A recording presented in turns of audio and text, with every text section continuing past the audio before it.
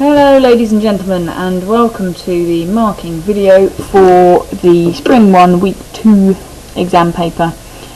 Your homework over the weekend is to mark this exam paper on potable water. Okay, let's start. Question 1 should be a nice easy start for you. What does the word potable mean? It means safe to drink. Okay, that's just a fact, you've got to know it. 1b. Name 2 methods of treating water from rivers, lakes or the sea to produce drinking water. So it could be from the sea. That's a useful fact actually, so I'm going to increase my plugging to that. Anaerobic digestion, you should be smart enough to think, no, come on, it's not going to be that. That's to do with food and digestion. Sterilising means to kill microbes. So I'm going to put a magic maybe next to that. It could well be something to do with sterilising. Cracking. You should know what cracking is. I've given you a hint here. Cracking is breaking down long somethings into shorter somethings. It's a bit of revision, this. Long hydrocarbons into shorter hydrocarbons. That's what cracking is. Is that anything to do with treating water? No. So I'm going to cross out cracking, crossing out anaerobic digestion. Desalination. D means getting rid of. Sal, salt. Okay, S-A-L if sal and the S-A-L of salt. Desalination means getting rid of salt. Magic maybe, something to do with that, probably. Electrolysis is when it looks a bit like this. We've got 2 electrodes, we've got a liquid, and the purpose of electrolysis is to separate ionic compounds. So you should remember having something like copper chloride, where you've got a copper compound, a copper ion and a chloride ion. That's electrolysis. Could be something to do with water, but to be honest with you, it's not. The correct answers are sterilising and desalination. Okay, moving down. Gas which bleaches litmus paper. Haha, you should already be screaming the answer at your computer screens. Can be added to the water to make it potable. Name the gas, explain why it's added. Right, naming the gas, easy peasy lemon squeezy. Chlorine is the gas which bleaches litmus paper. It's acceptable if you've put Cl2, but it wouldn't be acceptable if you just put Cl, because chlorine molecules are diatomic. But the second mark is explaining why it's added. I wonder how many of you just named the gas. Explaining why chlorine is added is more difficult. The correct answer is that the chlorine sterilises the water.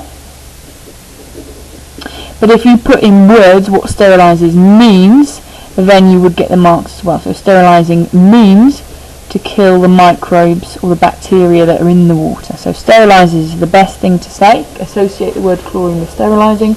But if you've written in words what that means, then you get the mark as well. Describe the difference between potable water. By the way, it's not portable water, it's potable water. There's no R there. And pure water. Okay, now this one was on your chemistry mock. A lot of the mocks that I marked got this wrong. So let's have a think of the chemical definition of pure. If you had pure carbon, what does it mean? It means that it is only one type of substance. Right, there is nothing else apart from that substance in there. Okay, so pure water is water where you've literally only got H2O molecules and nothing else. That's what the word pure means. Potable water, well, if it's asking for the difference, then that's probably going to be the difference. Potable water does contain other things. Pure water only contains H2O. What might you have written? You needed to have made sure that you broke them down. So pure water contains no dissolved solids. You might have said contains no impurities. Notice pure impurities is the opposite of pure. Impure is the opposite of pure. No chlorine is fine. No other substances would be fine. Okay. Potable water does have those things. Remember that potable means safe to drink. It's got nothing to do with being pure. In fact, it does contain chlorine. Okay, that helps to sterilise it. It does contain impurities, and it does contain dissolved solids, but just not ones that are going to kill us. So that would be marked there. You need both those points. You can't just say pure water has nothing in it. Alright, you need to have talked about pure and potable to get the 1 mark. If you're confused about that, I will just show you the mark scheme, okay? Pure, you need to talk about what pure is, and potable. You need to talk about what potable is. You can't just tell me what one of them is. Okay, potable water is obtained from both groundwater and from seawater. If you see something like that, a big and in bold, you should be thinking to yourselves, I've got to talk about both. There's no point just talking about one. There's a reason that they've put that and in bold, and it's because they want you to talk about both treatments. You can see I've already prepared my answer. I'm going to talk about both groundwater and seawater. Alright, let's start with how groundwater is treated. It's first of all filtered. Filtered. Now you don't need to explain how it's filtered or why it's filtered, just saying it's filtered is enough. And then it is sterilised. However, if you have explained a method, so if you said passing through a mesh, for example, or passing through sand and gravel, that counts. So if you described an acceptable method, then that would count. And what's the accepted method of sterilisation? Well, chlorine is the one we've already come across. There are 2 more that we'll get to later, but if you've named another method of sterilising water here, then that's fine as well. Easiest answer, filter then sterilise. Seawater is different, right? So that's 2 marks, and for the 3rd we need to have treated seawater as a separate entity. Why is it different? Because it's salty. Okay, and therefore the process we need to make it potable is to remove the salt. I've already mentioned the name of the process to remove salt. D, getting rid of. Sal, for saltination, getting rid of the salt. Okay. Desalination on its own would get you the mark. You might then have talked about the ways of desalinating water. So distillation or reverse osmosis are the 2 that you should know. So if you've named any one of those, desalination, distillation or reverse osmosis for seawater, then you would get that mark. Okay, you must have talked about both groundwater and seawater in order to get the mark. By the way, if you just said get rid of salt or remove salt, that's not enough. Alright, you need the technical term for it, or we need a method of getting rid of the salt. Right then, sample of drinking water contains 1.5 milligrams of fluoride per decimetre cubed of water. The person drinks 1 decimetre cubed of this water. So what you should be thinking to yourselves, they've drunk a decimetre cubed. How much fluoride have they had? Well, 1.5 milligrams of fluoride.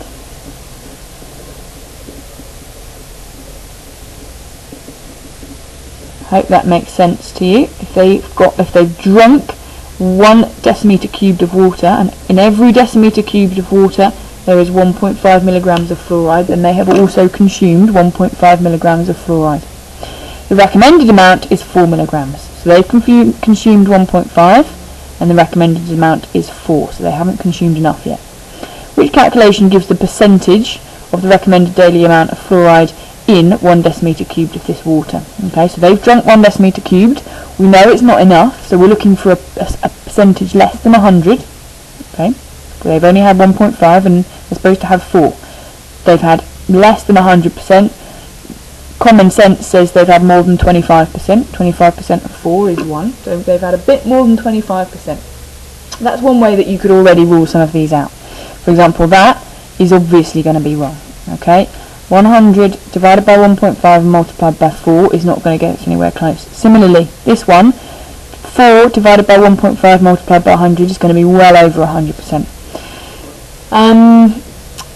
Another thing that you can work out, if it's a percentage, you're always going to need to multiply it by 100. So we can rule out that. We can also rule out that without even really needing to think about it. We've found our answer, 1.5 divided by 4 multiplied by 100. If you aren't sure why that's the case, I've written the equation up here for you. The percentage of recommended daily amount of fluoride in 1 decimetre cubed was, well, how much is in 1 decimetre cubed divided by the recommended daily amount, and then always multiplied by 100. That's how I got that answer. Right then, down we go. Figure 2 shows the effect of fluoride in drinking water on tooth decay in different age groups. Now, I would have spent a good little while having a look at this because it's tricky. We've got 2 different types of bar for each age group. This is percentage of teeth showing decay, so the higher the bar, the more tooth decay they've got, and this axis, the x-axis, is the age. So the further along we get, the older they are. The dark ones are where they are not drinking fluoride, and the light ones are where they are drinking fluoride. Describe the pattern of tooth decay in figure 2 for water without fluoride. So the first thing you needed to have done is realise that you are only describing the dark ones. Do not look at the light ones, because they are water with fluoride and the question is asking for water without. Use data. Many of you are in the bad habit of not actually speaking about the data in the graph. When you see that, draw a little exclamation mark next to it, ensure that you actually put some numbers down. Okay, let's have a look then. We're looking at the dark bars. What kind of data have we got here? We've got for 25 to 34-year-olds 4%. For 35 to 44-year-olds we have 5, 6, 7, 8%. 45 to 54-year-olds we have 12%. Okay, always work out what your data is first, and then we need to describe the pattern. Okay, what's going on as we move along the x-axis? What's going on? People are getting older. So as people increase in age, or as people get older, what's happening to the amount of tooth decay they have? Well, as people get older, the percentage of teeth showing decay is increasing. There's your first point. As age increases, or as people get older, percentage tooth decay increases. Now let's use our data. We've got a little pattern appearing here, 4, 8, 12. That's definitely a pattern. Those who know their rolling numbers will know that that's the 4 times table. It's increasing by 4% each age group. Okay, each time I'm just adding 4. Yep, so I'm going to annotate there, it's increasing by 4% each age group. Those are the marks. If you've just named these bits of data but you haven't described what's going on, you don't get the mark. You need to have described what's going on, which is a 4% increase. There we go. Describe the effect of adding fluoride to drinking water for the age groups in figure 2. Okie dokie. Well, let's have a look at our graph again. It's now asking us to describe the effect of adding fluoride. So we need to describe how it changes from water without fluoride to water with fluoride. What is the difference from there to there for each age group? How many marks is it? 2 marks. Okay, so I should probably first of all talk about just the general difference, and then for the second mark I should probably talk about the different age groups. Okay, let's have a look. The first difference, well, water with fluoride in all age groups shows less tooth decay. That's your first mark. So a reduction in tooth decay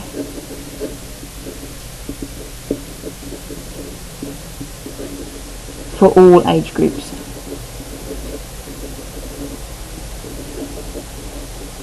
If you just said the reduction point, you're fine, you get the first mark. Ideally you would have talked about the ages. And then remember that I said for the second mark we should probably talk about specifics. So for young people the reduction is only 2%. For middle-aged people, wow, my parents would be offended if I said that 35 to 44 years was middle-aged. They like to think they're middle-aged. For 35 to 44-year-olds the reduction is now 3%. 45 to 54-year-olds, however, the reduction is a whopping 1, 2, 3, 4, 5, 6, 7, 8%. So the greatest reduction is in 45 to 54-year-olds, or for the oldest group. That's what I mean when I say analyse the different ages. Greatest reduction for the oldest group. Or of course you could have just put, what was it, 45 to 54-year-olds. okay, or greater reduction in older people, anything like that. Good quality water is essential for life, absolutely. In the United Kingdom, water is filtered and treated with chlorine to make it safe. Lovely picture of water in case you didn't know what it was. Explain why water is filtered. This one is just a fact you should know. It removes solids. That's why we filter water. What else might you have said? Removes insoluble material, fine. Removes dirt, fine. If you said removes large objects, it's a bit silly. Nobody's about to drink water that's got a brick in it. Okay, so it's not about removing large objects, it's about removing solids, insoluble material or dirt. Why is water treated with chlorine? I will allow sterilising. I've said it a few times this exam already. Yes, sterilising is okay, but actually let's get more into the detail. What does sterilising mean? I've already told you. Kills microbes, kills bacteria. What else is allowed? Kills germs is fine. Gets rid of bacteria is fine. Okay, if you just said to clean it, not good enough. Describe how water can be filtered. We've discussed a few of these methods already. Passing through, can you remember what I said earlier? Metal mesh was the phrase, or metal wire is absolutely fine. Or passing through sand or gravel beds. So that's where there's a big collection of sand and the water goes through and the solids get caught in the sand. Okay. Right, now of course you should have read this. I have just thrown it over there, but actually no, you should be reading these things. Make sure you've read it, make sure you've understood what they're saying. Do not skip over those sorts of things. Seawater is not used as drinking water suggests why. We've already discussed the main problem with seawater. It's got too much salt, or it's salty. Now of course salt, you might have also talked about this being solids. Salt is a dissolved solids, so if you said too many dissolved solids, then that's correct too. Salt is the dissolved solids. Okay.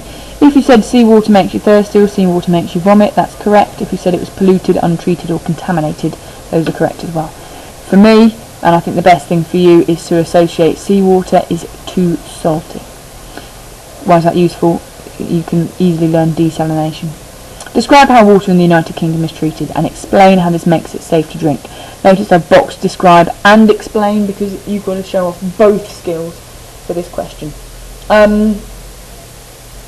You should have written you should have written a method or two, and then you should have written an explanation or two. Ideally 2 methods, 2 explanations. I know it's only 3 marks, but you already know 2 methods and 2 explanations.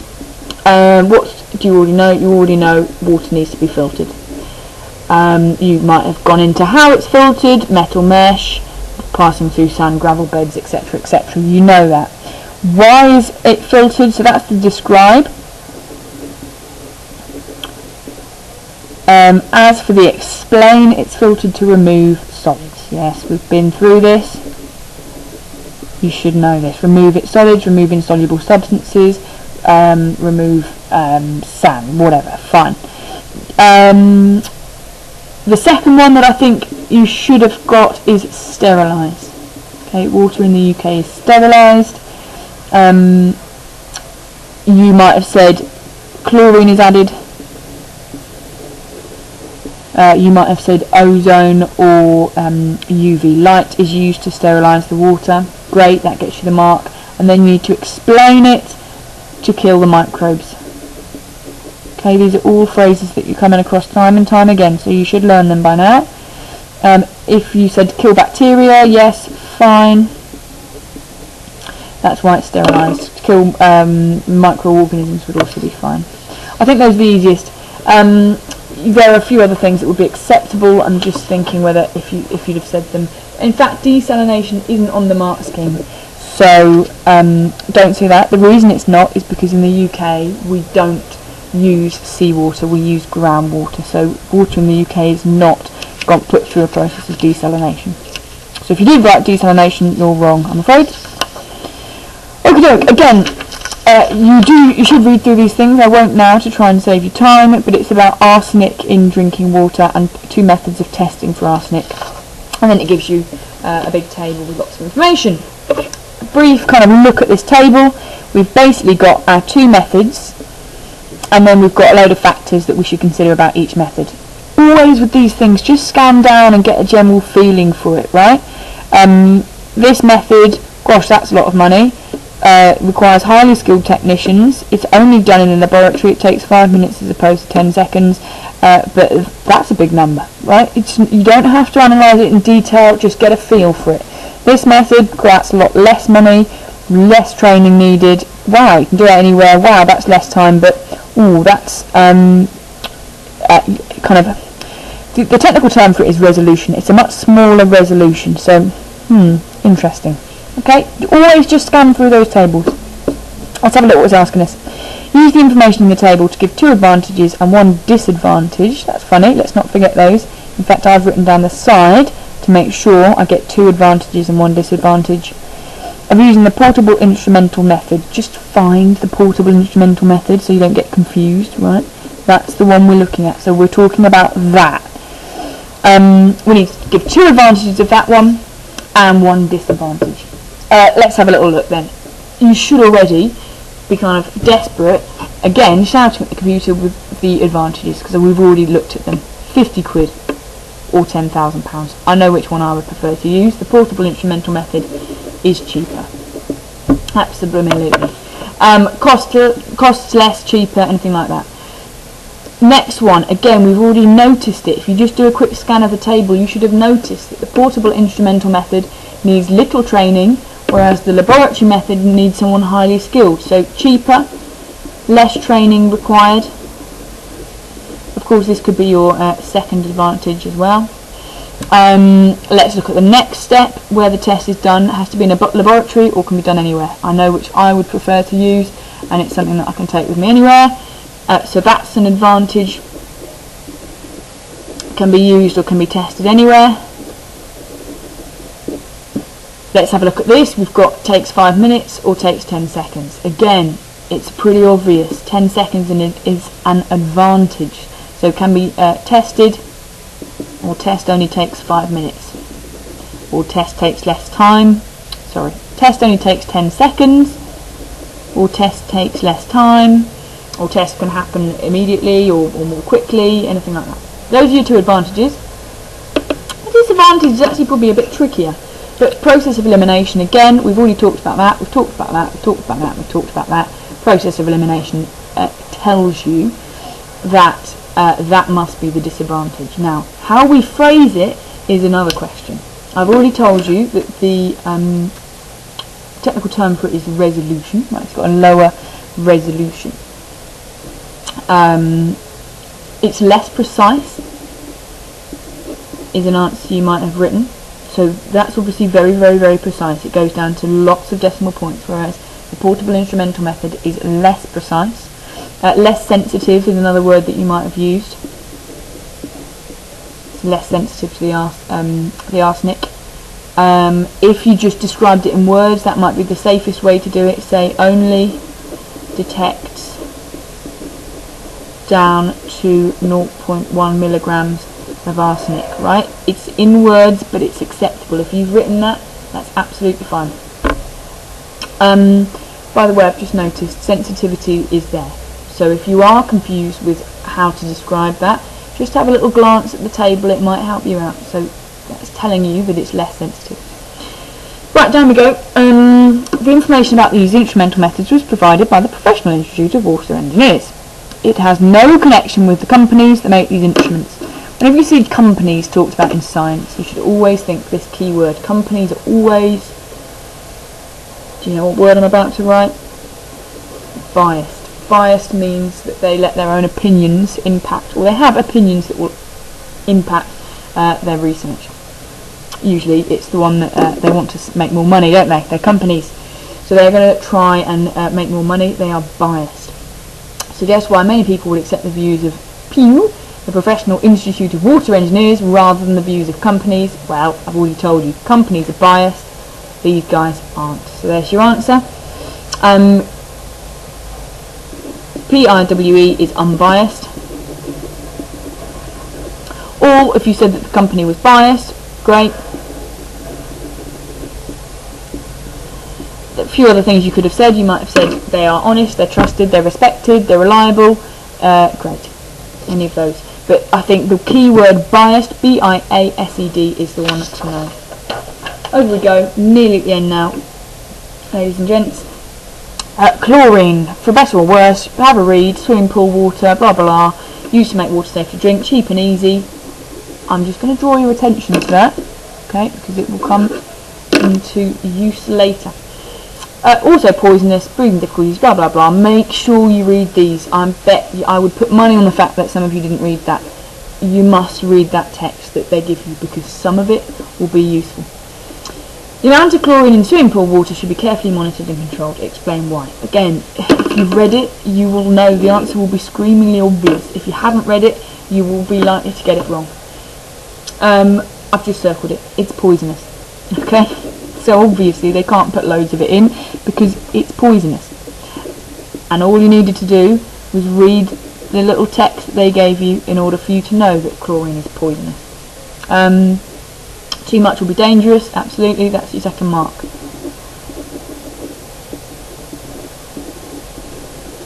Too much will cause breathing difficulties, it's there. Good, there's 2 marks. Too much will kill you, there's 2 marks. You might have also mentioned that if you haven't put enough in, it won't kill the bacteria. That's correct as well. So too much will be dangerous, cause breathing difficulties, etc. Too little will not actually kill the bacteria. And the whole point of putting it in there was to kill the bacteria. Developing countries are likely to choose chlorination as their method of making water safe to drink. When you see developing countries, always think, right, developing countries haven't got much money, so they're looking for cheaper options. And when you think that, it should now again be blindingly obvious. In the text it said that chlorine is cheap and easy to use. Developing countries are countries that don't have much money, so suggest why? Because it's cheap, it's easy to use. Okay, also fine if you said quick to use. Okay. Name 2 alternative sterilising agents to chlorine. Tricky question to throw in at the end there.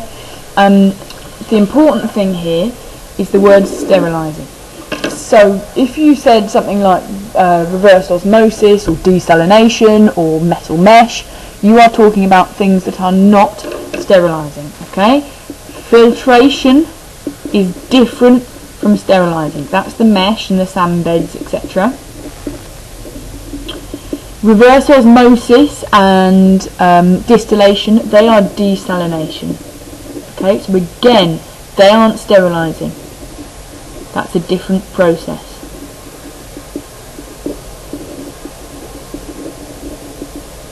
Chlorine is the main kind of sterilising agent that is talked about, but there are 2 more. I have mentioned them once in this video: ozone and UV. Okay, so it's possible, instead of adding chlorine to water, they could be sterilised using either ozone or UV. If you said mesh or sand beds or filtration or desalination or any of the other words, you're wrong, because you are not talking about sterilising, you're talking about different methods of making water potable. And that's it. There are your 30 marks. I hope that's helpful. Do ask your teachers if you're stuck with anything about potable water in this last run